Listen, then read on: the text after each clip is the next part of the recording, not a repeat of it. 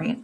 Welcome everyone to today's live MFG Day virtual session brought to you by the Career Development Council and the Chemung County Chamber of Commerce. Today's session will be presented to you by Evolution Edges, a division of Chemung Supply Corporation. Many thanks to our presenters, Mike and Randy, for being with us today and all the participants who have joined in. Please note this webinar is being recorded to share what we learn with the business and education community. Mike and Randy will share their presentation with you and follow with ample time for questions and discussion. Student screens and audio will not be available, so please use the Q&A to submit any questions during the presentation. And just a reminder to the other panelists, please keep your audio on mute when someone else is speaking to minimize background noise. With that said, I'll turn things over to Mike. Okay, thank you. Hello, everybody. Welcome to MFG Day. Thank you, Candace. My name is Mike Menner. I'm the VP of Winter Products at Evolution Edges. And here over to my right, this is Randy Johnson. He's the plant manager at Evolution Edges. So I'm going to share my screen here. Let's see if we can get this. Oh, it said the host disabled screen sharing when I tried to screen share. Is that something that you can change?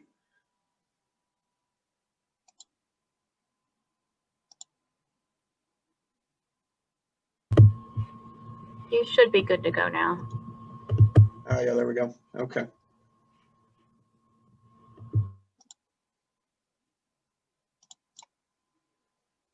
Okay, let's see. Can everybody see that?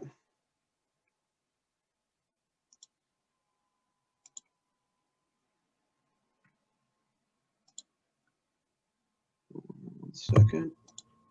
Okay, there we go. Yes, we can see that. Okay, so let's get started here.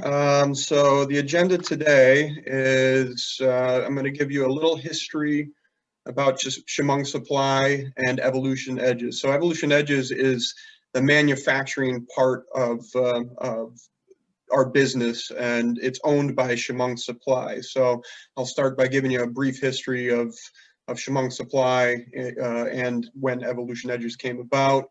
Then I'll go into a little bit about more detail about Evolution Edges, our products, what types of manufacturing we have, who our customers are.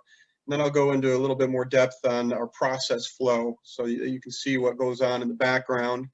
And then I'll discuss some jobs, education, and experience that we have here. And then we'll go into Q&A. Now, I tried to keep this as visual as possible. I'll try not to bore you with too many, long text slides. So we'll start. Chemung Supply has been around since 1931, and this is an aerial overview. So you may not recognize this, but this is on Miracle Mile or Corning Road. As you drive towards Bosse's here, you'd be driving north on 13 here. So this is right now it's currently a brown building right next to the bowling alley there. So this is a 1930s view of it. It's a family-run business. It's been in the Stemmerman family. It's a third generation owned business. Mark Stemmerman currently is the president and owner of Chemung Supply. And he opened the manufacturing plant in 2009 called Evolution Edges. So just some things to note here back then.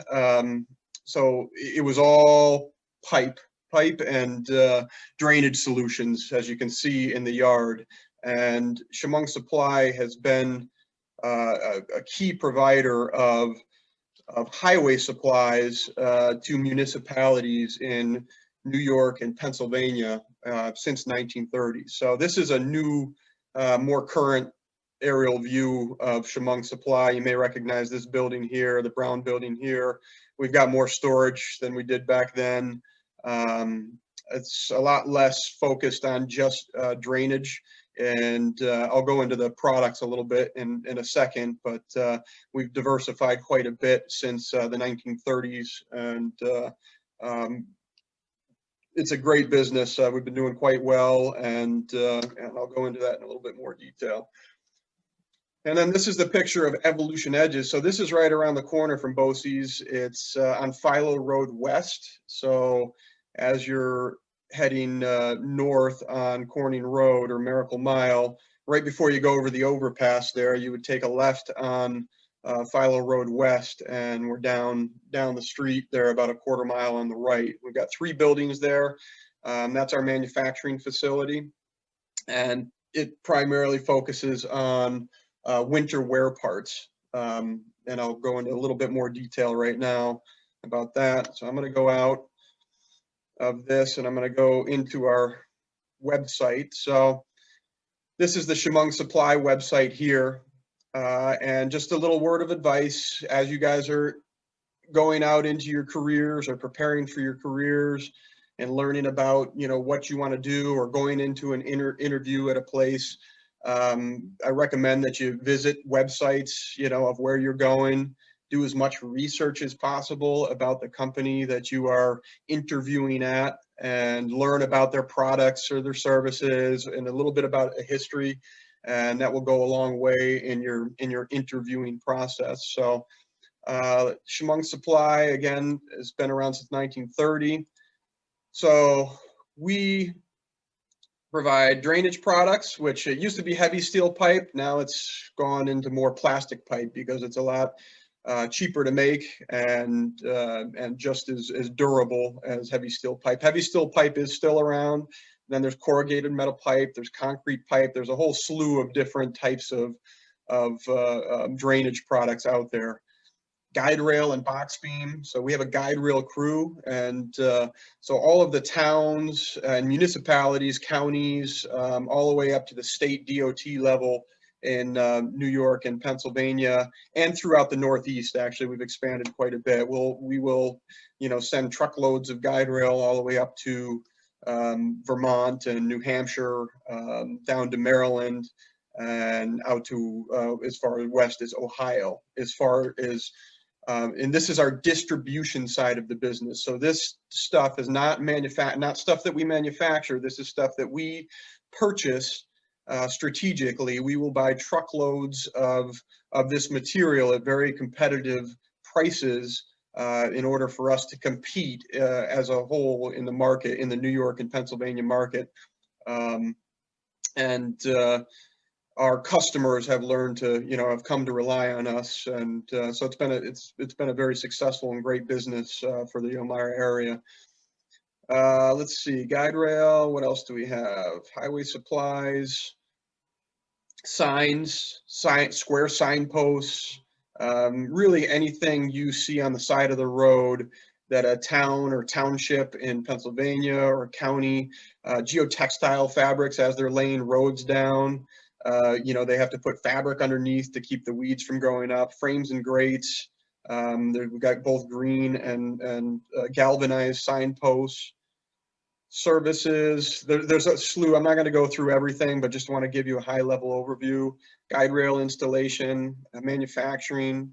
We have machining capabilities down at the plant. So our main focus down at Evolution Edges is winter wear parts, but because we do have the machinery down there, we will offer other services, metal fabrication, rebar fabrication. Let's see. And then that takes us to Evolution Edges.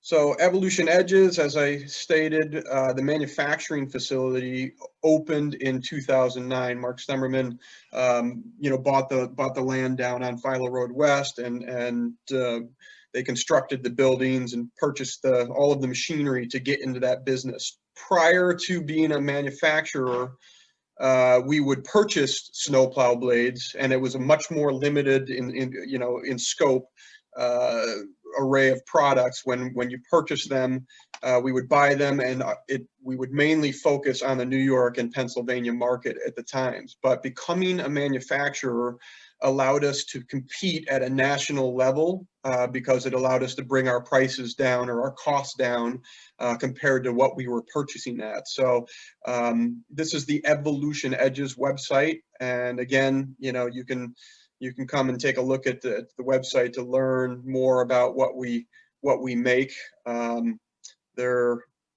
I will go straight into our, hold on one second. Here's a sort of a product list, just to give you an idea of how many different parts we make. So you've got the plow. So we don't actually make the plow itself. We make the parts that go on the bottom of the plow that wear out, you know, the parts that protect the plow from, you know, the grinding that occurs on the surface. So you know, plow shoes, curb guards, and the main thing, the highest volume are snow plow blades. And this is just I'm just scrolling through quickly so you can see that while the product itself is not complicated, there are so many different styles and types of plows in the market. You know, there are small pickup plows, there are large state highway plows. They all have different punch patterns. And just to show you, so this is, you know, a Snow Dog 8-foot 6-inch plow.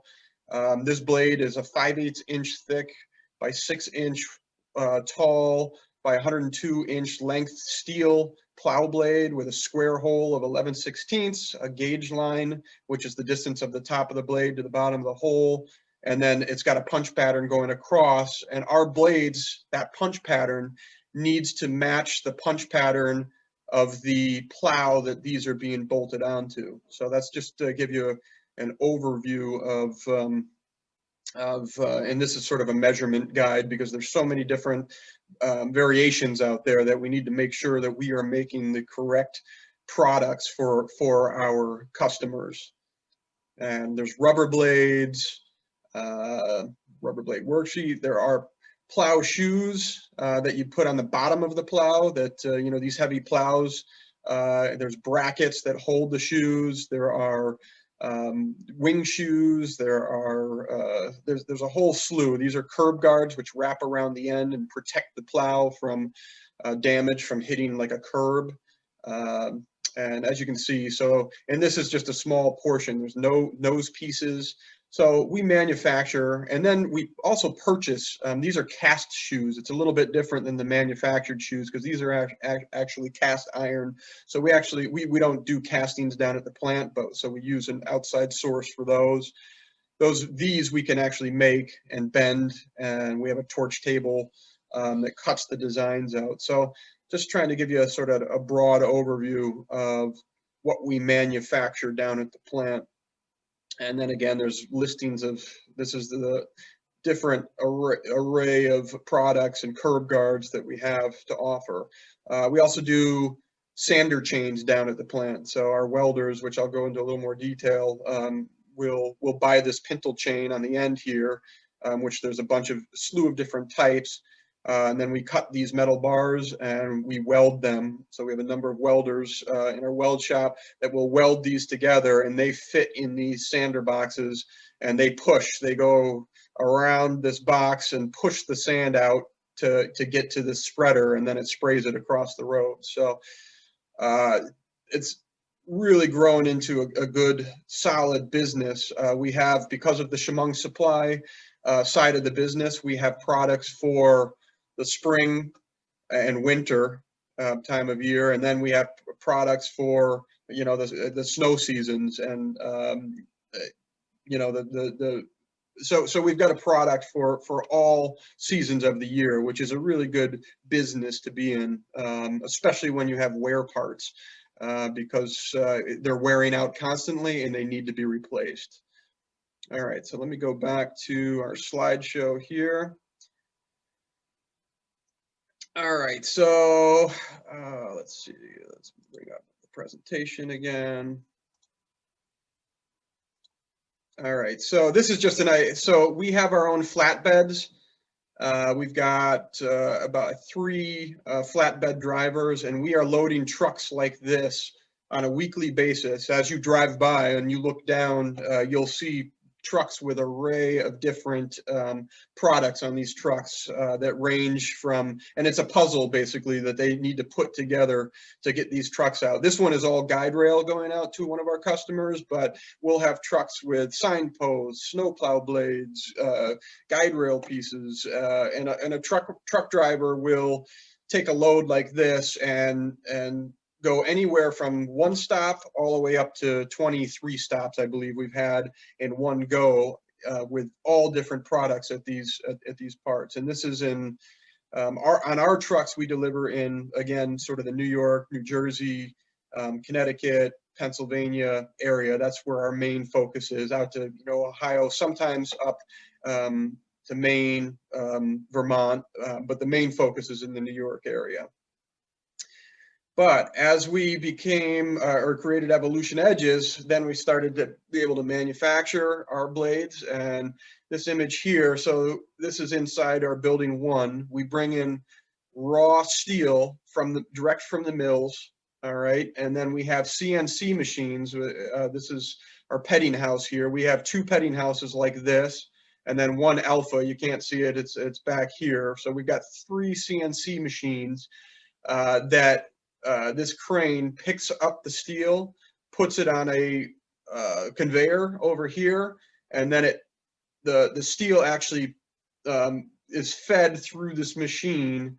And there's a different program for every steel blade that we are cutting and punching. There's a different program that's entered into the CNC computer, and we've got drawings and schematics that tie to the sales order that is coming in, to ensure that we are making the part that the customer is asking for. So this is one of the positions that we look for. That's a CNC operator or a machine operator. And I'll go into a little more detail about what sort of skills you would need and education to get to a machine operator.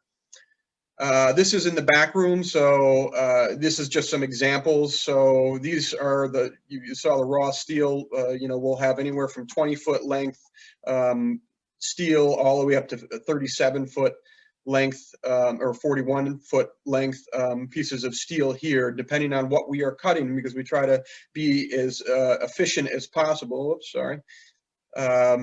We will cut them down to length, and you can see there's different hole patterns here. Some of them are painted back here, which means they're done and ready to go and ship out to either the town or county, or we also sell direct to distributors, and we also sell direct to OEM plow manufacturers, and they will put them on their brand new plows and send them out to their customers when they buy a plow. These are not painted for a reason. So this is in the back of building 1. These are going to go into our next building, which is in building 2. And they go over to where our mills are. And this is another position, which is a mill operator, or, also sort of falls in the machine operator category.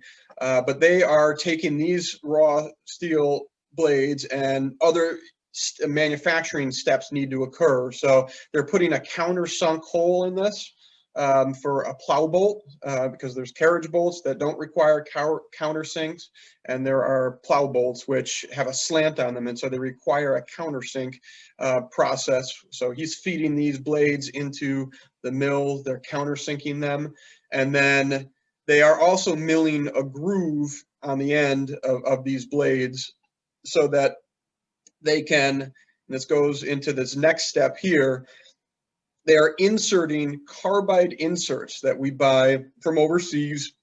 Tungsten carbide is one of the hardest metals out there.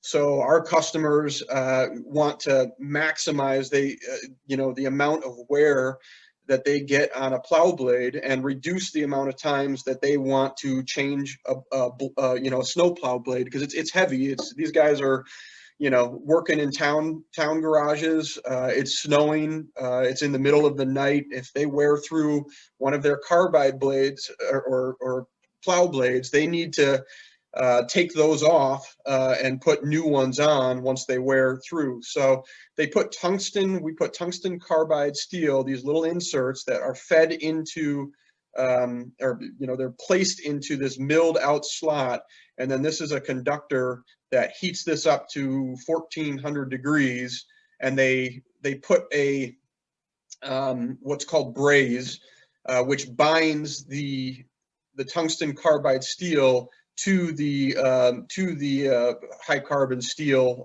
that we make the snowplow blade. So this is heating up, and he's actually just taken a piece of wood and tapping those tungsten carbides into the blade, so that they're, you know, they're stuck in there and they won't fall out when they mount these plows, and that adds increased wear and durability to the snowplow blade. Over here, this is one of our welders working on a sander chain. So I just wanted to show you that. This is where the pintle chain, the welders actually made these welding tables themselves. So they created these welding tables to adjust and fit the different sized slabs of steel here, because these can be, you know, anywhere from 12 inches wide all the way to, you know, 29 inches wide. So this table can actually separate and split, and then they weld these bars to the pintle chain. And there's again a slew of different sized chains that our customers ask for, because there are different sized sander boxes out there.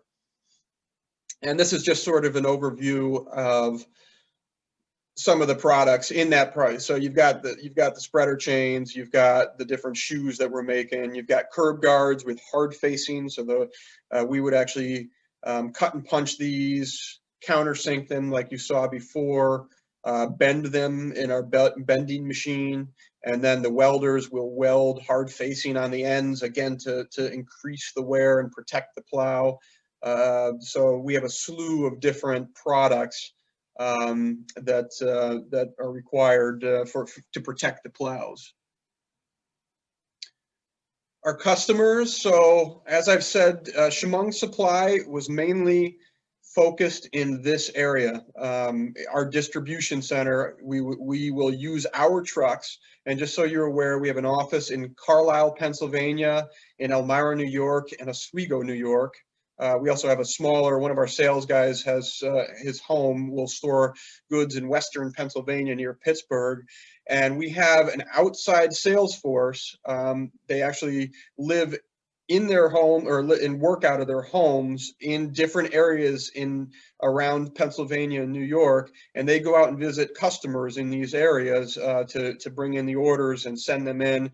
And then we deliver, and we do send out at least probably 6 flatbeds in the surrounding area for Chemung Supply and Evolution Edges.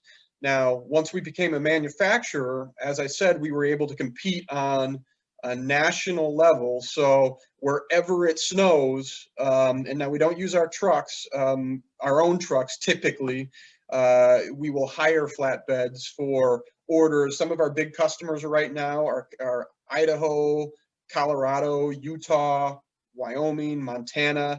All of these states in the Rocky Mountains where it snows have become good, solid customer of ours. Washington State occasionally, and then all the way up to Maine and Massachusetts. We've got a number of distributors and municipalities that we sell to throughout these areas. Anywhere it snows, even down to North Carolina, because you do have the Appalachians that come down through here. Tennessee is surprisingly. Texas is a customer of ours. They get ice storms up here, so they do need to plow. So I was actually, as I started working here and we started building the business, the winter business, it surprised me what states you typically wouldn't think would buy snowplow blades, but it is pretty broad. So now business does fluctuate, because as the jet stream, as we've learned, the jet stream right now currently sort of comes up here, through the mountains, and then it's coming down in the northeast. So you can see, I mean, our jet stream is always sort of moving, and it fluctuates from being really, really warm to really cold. So about 3 or 4 years ago, we had really mild winters in New York and Pennsylvania, which is not good for business for us.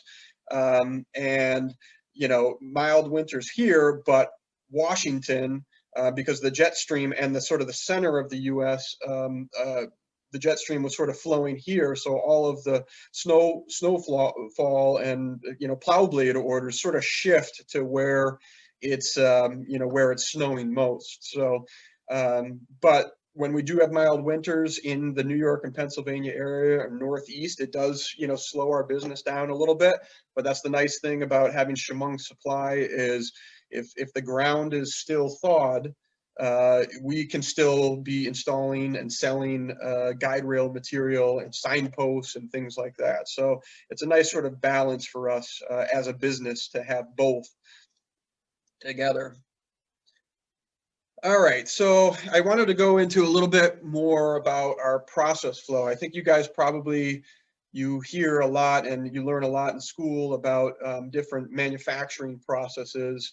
So I just wanted to touch base and sort of show you a little bit of how things operate behind the scenes here at Evolution Edges and Chemung Supply. So, where do the orders start? They start with salespeople and customer relationships. And we've developed our customer base, over many, many years, since the 1930s. So they've come to rely on us. But we still have customer or salespeople out in the field that are always looking to, teach them about our new products, because we are constantly evolving and trying to adapt with the market. So we will be, always looking into developing new and manufacturing new products that stay with the market. But all the orders will flow in from those salespeople and those customers that we've attained and retained, because we've got a great sales team out there that we rely on and our customers rely on. So, and I'm going to click out of here. So every manufacturing facility in business typically has an ERP system, or in a manufacturing facility an MRP system. ERP, I think, is resource planning, enterprise resource planning. So this is basically, it manages our inventory. MRP is sort of a manufacturing resource planning system. We have what's called global shop. So I'm going to click out of here and sort of show you. This is our global shop system here. So now this just happens to be our own. We did buy this and we actually implemented and upgraded to this system in May. But we have a whole slew of different visibility into our system. There's order entry. So the sales orders will come in from the sales guys and we enter them into the system and enter them into this. We have to purchase stuff regularly, raw materials, for manufacturing. We also, as I said, we have a distribution side of the business. So we are always purchasing material and trying to purchase them at the best costs that we can find out there. And then, and this is just sort of the way I set it up. Then we have a manufacturing portion, and I'll go into a little bit more detail, but you've got an 9-line system that sort of says, we can view what's going on in the manufacturing plant. We have bills of material, which are, with every single product that we manufacture, you have to have a bill of material, because that tells you what material it's being made from. And then you have what are called routers, which are the different processes that each product that we make go through. And then you've got, shop floor control, you've got inventory control, and I'll just sort of show you. There's a whole slew of what are dashboards but here's a typical sales order dashboard. This is our current sales order dashboard, but you can see we've got a lot of municipal customers here, order numbers, part numbers, highlighted green, that shows that we actually have it in stock. If it's white, it is not in stock. So we are constantly managing this, and we have a whole slew of different product lines so that we are able to sort by. So winter, WP is winter product, but this is our winter, our array of different product lines, both purchased and what we manufacture. We put our manufactured parts right in WP, so I can sort out all of the parts that we manufacture. And then, as I said, we have multiple locations, so I could go to Evolution Edges and we put the orders in different locations depending on the salesperson and where we are going to be shipping out of. So this is sort of an idea, and we can go in and click into more detail into the order. You can look at the price, the cost, and we have the ship dates, and we are always constantly, sort of looking at the ship dates and trying to manage that so that we are meeting our deadlines and the customer deadlines that we have set for ourselves and that our customers are expecting for us. So, and then we've got, a slew of other different dashboards. There's an inventory dashboard. I could go into every single part number that we have, the description, whether we have it in stock or not, the unit cost, how many are required on orders currently. So we can set reorder points so that our inventory doesn't fall. So there's a whole slew of tools that we use to run our business so that we are purchasing accurately and most effectively, and that at the best cost, and that we are, keeping our delivery dates constant, and making sure our customers are happy. Now, just to go into, I talked about a bill of materials. So this is a typical carbide blade. So we've got, our part numbers have little things that clue us into what they are. E is evolution, CB is carbide, TP is top punch, SC is square countersunk. So I know that this is a countersunk blade. And then the code is a little less. We get used to the numbers because we deal with them so much, but they're not, they don't really pertain to what's being made. But this is a 3/4 inch thick by 6 inch by 48 inch carbide blade, standard highway punch, top punch. Now these are the materials. So this is a bill of material.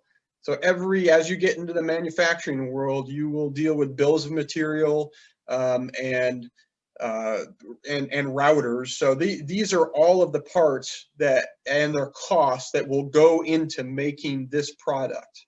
And then similarly, you've got your routers.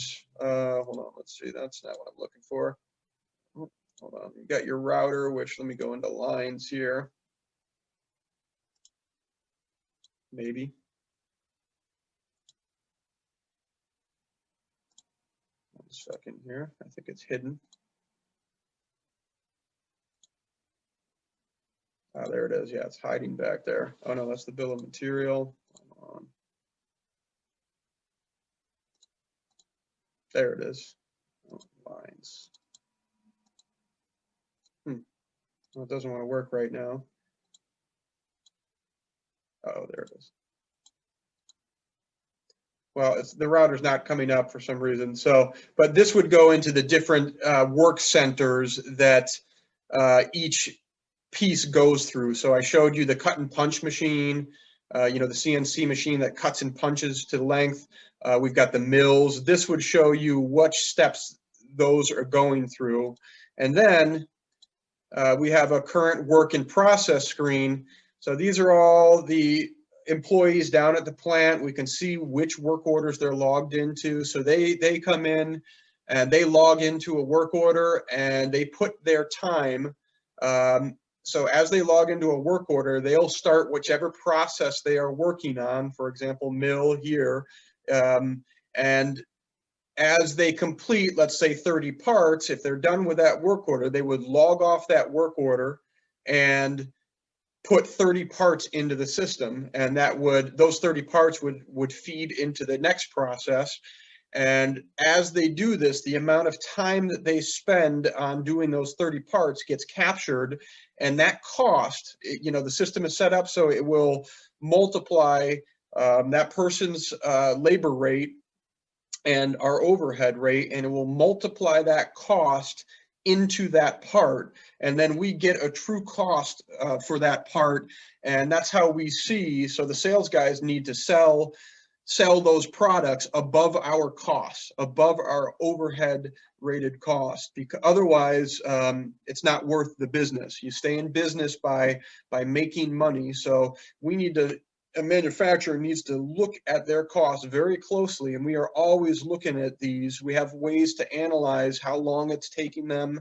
Can we improve efficiency? It's also very critical that the guys that come in, when they come in, they start and they log in, that they work for that entire period and they are as efficient as possible. Otherwise, it's going to skew our costs. So we're always sort of looking at that data to make sure that we are being, and the guys are being, as efficient as possible so that our costs are represented accurately, and we can make sure as a business that we are making money on these parts.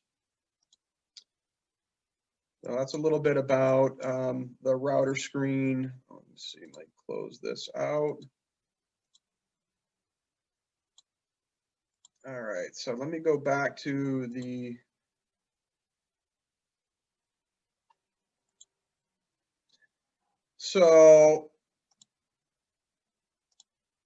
all right, so that's a little bit about the ERP system and what goes on behind the scenes. So production management, I talked to you a little bit about bills of materials, work orders, and production. So we have production managers, and I'm part of this as well.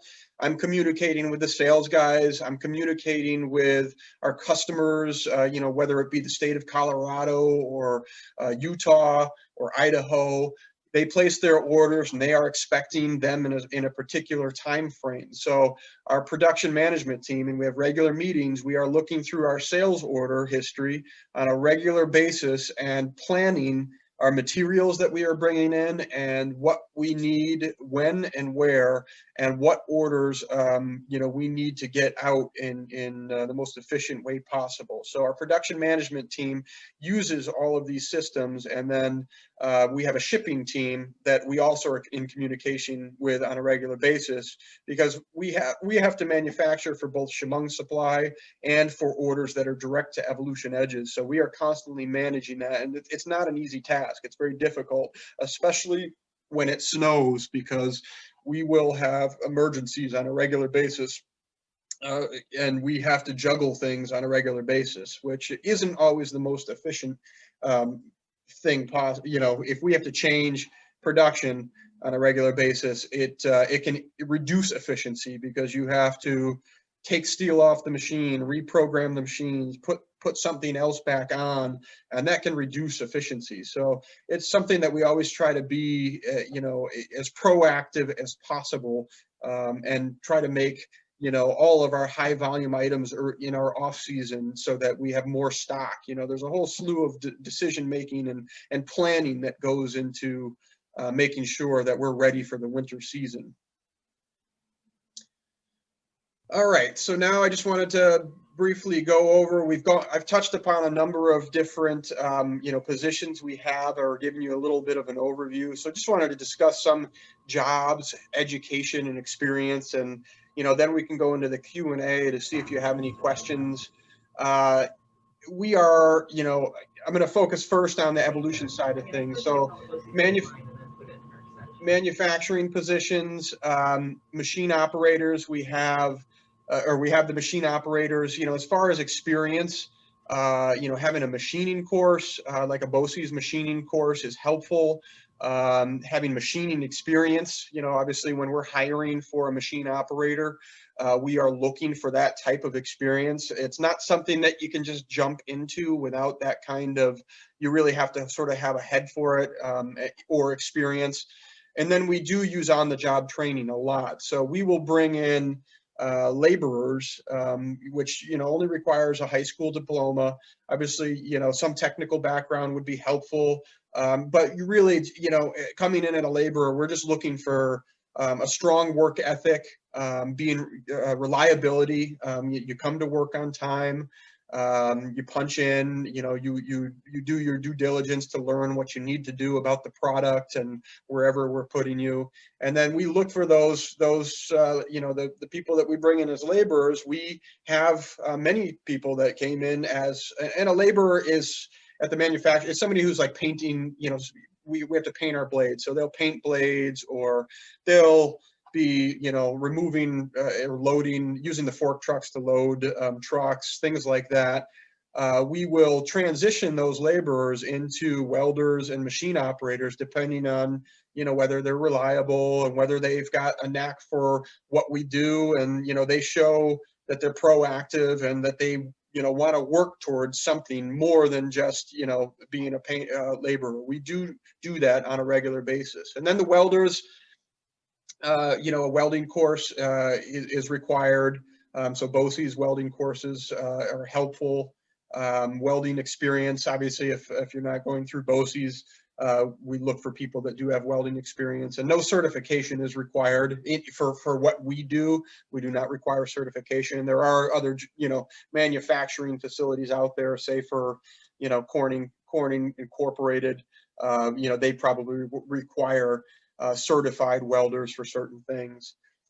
Some of the office positions. So in Chemung, you have accounting people. That does, as you get more specialized, you do need a degree in accounting or an associate's, either an associate's or bachelor's, depending on which level in accounting you're coming in at. There are a lot of back office positions, not manufacturing focused, that require some specialization. So if we were hiring for somebody in accounting, we would be looking for an associate's or bachelor's degree. Salespeople, high school diploma is fine with salespeople. Obviously, computer skills and things like that are important. Being a people person is very important, and a technical background, especially in our field.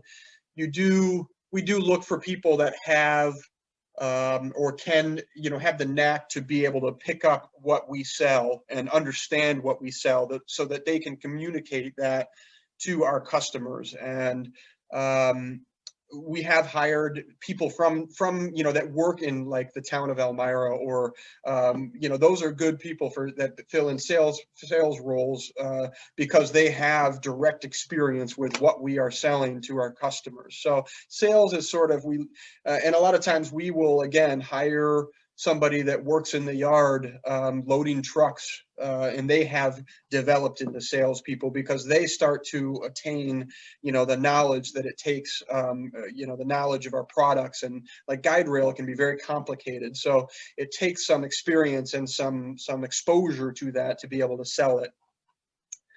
Operations, this includes like trucking, like I said, production planners down at the plant. There's running the back end side of the business, production planning, which I get involved in a lot, is same as above, high school diploma, technical background, computer skills are a must, but you would have to develop from a role where you're learning about the business and learning about the products. Administrative, strong computer skills, high school diploma. Again, you will have to come in and learn the products and learn about our business. So a lot of the stuff that we do don't necessarily require, an associate's or bachelor's degree. They do require some technical, expertise. We do prefer a high school diploma, and depending on which role you go into, there are things that, most kids these days have pretty strong computer skills. Excel is very important. Word, Microsoft Office is very important if you're going to be in the sort of the operations and administrative and accounting roles, things like that. So that's a overview of some of the positions, high-level overview of some of the positions without going into too much detail. And that brings us into the questions. So I'm going to move out of this, and I'm going to open, let me change the screen. Here, I'm going to see if I can figure out I'm going to stop the screen sharing. Okay, I don't see any questions in there just yet, but if anybody does have any questions, please feel free to go in there and type your questions, and Mike will be able to see them. And if not, I can read them to him. Okay. Let's see. Okay. Do our screen sharing. Stop screen sharing. Okay. There I am. And I'm going to open up the Q&A.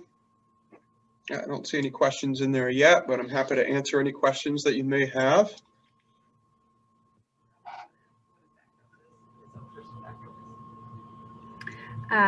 Mike, could you tell us what your personal background is, and as far as education, and also how long you've been at Evolution Edges and what you did prior to that? Sure. Yes. So, funny story. So I did not, out of college, right away know exactly what I was going to do. So I actually started out of college in audio engineering. So I got my bachelor's, my undergraduate degree in science and liberal arts, actually. And my dad was a doctor, but he was a musician as well. So I had a big sort of exposure to music when I was younger, and a lot of my friends were in music. So I actually, after college, went to an audio engineering school and got my associate's degree, and moved to New York City after that, and pursued that career for a few years. It's a very challenging career. All musicians, they don't get inspired till about 11 o'clock at night. So it was a lot of late nights. So I wasn't really suited for it. So I transitioned into managing a recording studio and started getting involved with human resources, and did some continuing education in New York City for human resources. And that allowed me to transition into a human resources role at a larger corporation in New York, outside of audio engineering. It was a marketing company, actually. And as I did that, long story short, that led me into, I went back to school and got my master's in business. I worked, because of my engineering background, and I went back to school and got my master's in business. It allowed me to actually transition into a sales role at a technology company working. We manufactured trading solutions, financial. They were basically highly engineered telephones that the buy side and sell side guys would use in the financial world. So you've got financial traders that are selling and buying stocks with each other. So this company was a global company, $500 million company, and I became a salesperson for that company. And then my wife and I had kids, and we wanted to move back to Elmira. And I, met through some contacts, Mark Stemmerman, and applied for a job here, and that sort of led me here. So sort of a roundabout way to where I am now. Having kids in the city was difficult and expensive, and we wanted a little more space for our kids. So that's why we moved back to Elmira. And I've been here back in Elmira since 2011, and sort of worked my way up through, I started in logistics and doing the trucking at Chemung Supply, and then got more involved in the manufacturing side of things. And I do a lot of the contract management. We do bids. So Evolution Edges and Chemung Supply, we bid on snow plow blade bids out there for, like, the state of Colorado, for example. And so we are trying to win this business by getting, it gets very competitive. So we have to look at the pricing and cost of our goods and bid the best price to win the contract. And so I've gotten into sort of managing that, and working with the plant to make sure that, we, as I said earlier, are making the correct parts for those customers in a timely manner. So that's sort of a roundabout way. That's where I ended up where I am. So, I guess sort of lesson learned is, I didn't become who I am or where I am directly. I didn't know exactly what I wanted to do throughout college, but I did continue to pursue my education and learning. And, I've become sort of a well-rounded person, which has helped me succeed in Chemung Supply. And I have, gotten involved with a lot of other things other than just the manufacturing business. I helped implement the ERP system that we showed. I've implemented voice over phone systems, little things like that my varied background has sort of helped me do, or help me tackle in Chemung Supply. So it's been a good experience. So Thank you for sharing that. Your presentation was wonderful. I really appreciate it. I think everybody else, all the classes and students chiming in, appreciate that as well. I wanted to thank you and Randy for your time. And I also wanted to thank Brooke Yes, thank you, Brooke, for helping me with the presentation. Yes, and helping us coordinate everything. And also thank you to the Chemung County Chamber of Commerce and Candace West for helping us coordinate everything here. So I think we'll wrap up the session for today, and we greatly appreciate your time. Thank you very much. Thank you to BOCES and the Chemung County Chamber as well. Appreciate your inviting us, and thank you for everything. Oh, absolutely. Thank you. Yes, thanks, Mike. Thank you. All Take right. care, everybody. Bye, everyone. Bye.